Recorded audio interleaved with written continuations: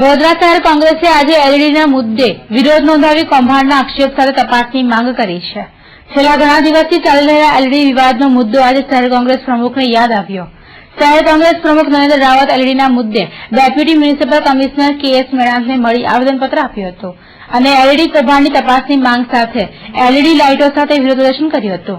નરેન્દ્ર રાવતે ચાઇનાની એલઈડી લાઇટો લગાવ્યા હોવાના આક્ષેપો કર્યા હતા.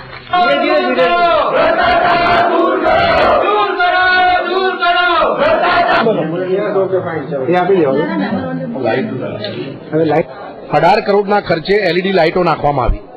એ લાઇટો નાખ્યા પછી આખું વડોદરા અંધારામાં ગયું.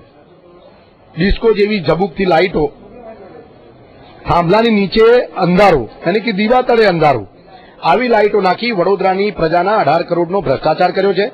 એવું જાણવા મળે છે કે 20 વોટની લાઇટ નાખવાની તેની જગ્યાએ 15 વોટથી ઓછી લાઇટો નાખવામાં આવી છે અને જાહેર રસ્તાઓ પર આ પ્રકારની લાઇટો ચાલી શકે નહીં.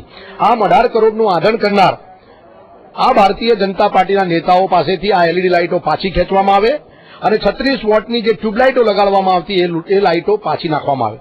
આખા શહેરની અંદર ગુનાખોરીનું પ્રમાણ વધ્યું છે, વાહન અકસ્માતોનું પ્રમાણ વધ્યું છે. એનું સૌથી મોટું કારણ આ એલઈડી લાઇટો છે. બીજું કે એલઈડી લાઇટોનું પ્રોડક્શન ઇન્ડિયામાં થતું નથી. એ ચાઇના બનાવટની હોય કાં તો જર્મન બનાવટની હોય.